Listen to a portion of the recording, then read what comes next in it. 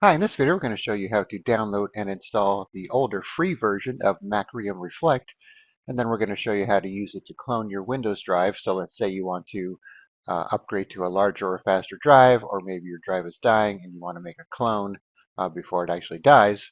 So we're going to show you how to do that. Alright, so Macrium used to be free, but now they charge you for home users. So if you go to their website, so you can see it's $50 for a 12-month plan. So now it's a subscription-based service instead of just buying it one time like most things these days. So there is a way you could still get the older version and install it. So if we go to this website here, archive.org, they have a lot of older programs that you can still download. So we have version 8.0 here that we could download. So if you go to the site, you have this Windows executable and torrent, so you're most likely going to want to use the Windows executable. So just download it somewhere where you could get to it, which I have here on the desktop. And then we're just going to double click it to start the installation. So say yes to the UAC prompt. So you're going to need to be an administrator to install it. Then you can pick your language. Probably don't need the log file. Click on next.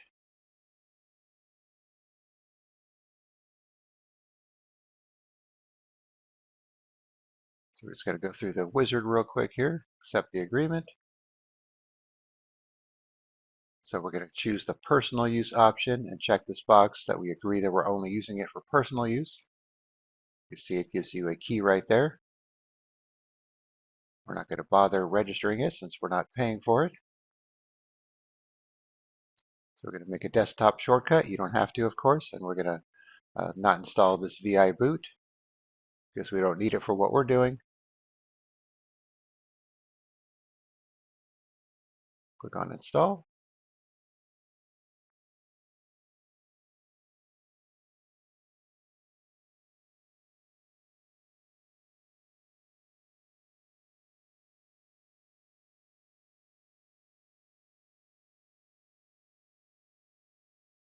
All right, so you could either launch it now by clicking on finish, or you could uncheck it and launch it later.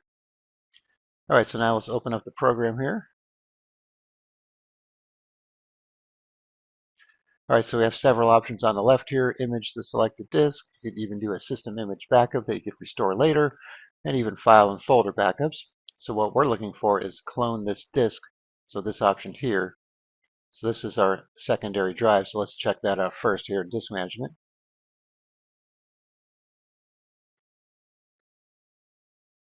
All right, so we have this new disk here that's 150 gigs with unallocated space. And here's our Windows drive with 100 gigs. So we're going to clone this one to this one here. So you may see this little extra unformatted part, 16 megabytes. So you could just ignore that if you have that, of course. All right, so we want to click on clone this disk. Make sure it's listed under your Windows drive, because if you start clicking these boxes, it might move this link down here. And you don't want to clone this disk. We want to clone this disk. All right, so we'll click on clone this disk. We'll check all the boxes here. It may check it for you, so if that's the case, that's fine. You just want to make sure you're cloning all the partitions because you need all these for Windows. All right, we'll select a disk to clone to. So when you do this, it might uncheck your boxes here. So if that's the case, make sure you check them all by clicking here. All right, so here is our disk 1 that we're cloning to disk 2. Yours might say disk 0 to disk 1. That may vary, so that's fine as well. Just make sure it's your Windows drive here. You can see it even has the little Windows icons there. And make sure you're cloning to the correct drive, because it's going to wipe everything on the drive here. And then we have some advanced options if you want to check that out. So if you want to verify the source files, you could do that to make sure everything gets cloned correctly. And if it's an SSD drive, you could leave this checked if you like. And then you could have it shut things down if you want afterwards, but we don't want to do that. All right, so you don't have to worry about erasing the disk or anything first, because it's going to do that for you. All right, we're going to click on next. All right, so you could schedule this if you don't want to do it right away, but we're going to do it right away, so we're going to leave everything blank here. Click on next. So it gives you a little summary here of your options. So we're doing the 4 partitions here. So everything looks good. Click on Finish.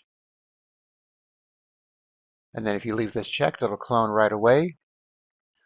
And this option here is to save this backup job if you want to run it again, but we're not going to do this more than once, so we're going to uncheck this. Click on OK. All right, so the job is started here.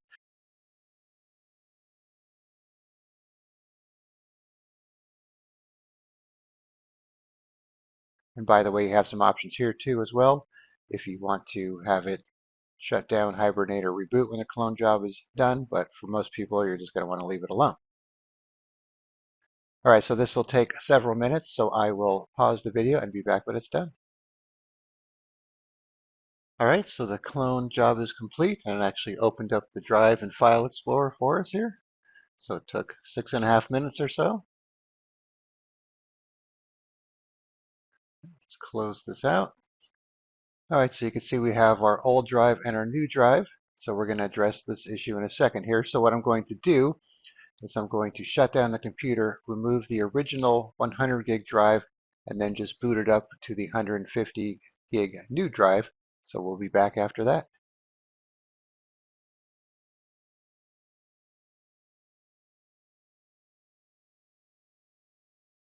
All right, so we have a Windows logo, so that's a good sign.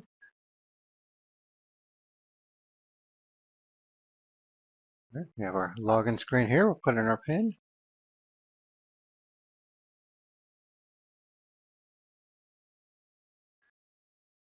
Okay, so let's check out File Explorer here. All right, so as you can see, even though we have the 150 gig drive, it only used 100 of it because that's the size of the old drive. So let's go into disk management here.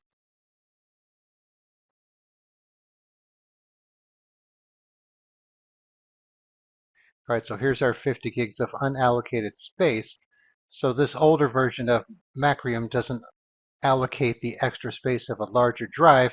And the problem here is that this partition's in the way. So if you right click this, extend is grayed out. So we need to move this out of the way in order to get these side by side in order to extend it. And you can't do that with File Explorer. So what I'm going to do is go offline here real quick, download a free tool that will allow us to move it out of the way, and then use the rest of the space. So I'll be back in one moment. All right, so I downloaded a tool called NIUBI Partition Editor. So there is an installable version and a portable version, and both are free to use. So I'm doing the portable version here so I don't have to install anything since I'm just going to use it once, but either way will work fine.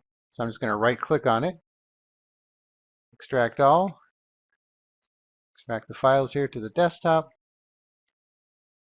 So all I need to do now is run the executable.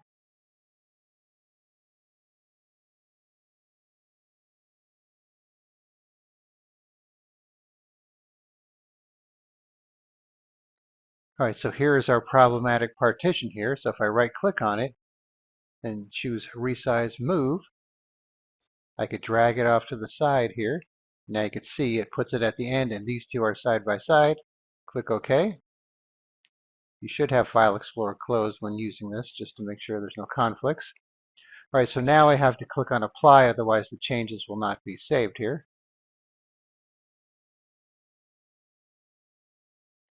All right, so that's good.